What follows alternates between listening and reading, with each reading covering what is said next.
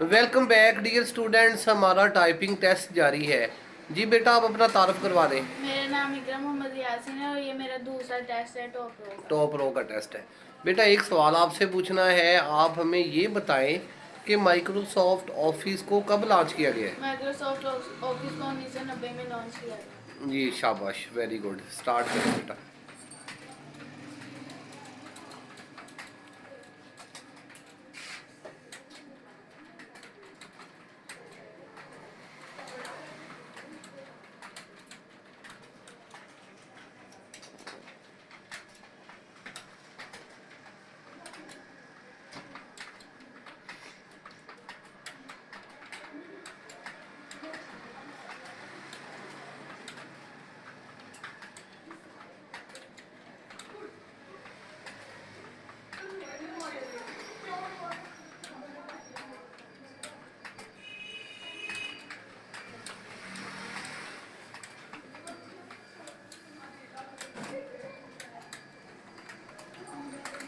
Yes बेटा, score है 44। Yes बेटा, आपका स्कोर 44 है। इस हिसाब से आपको 25 में से 20 नंबर दिए जाने हैं। शाबाश, ठीक है।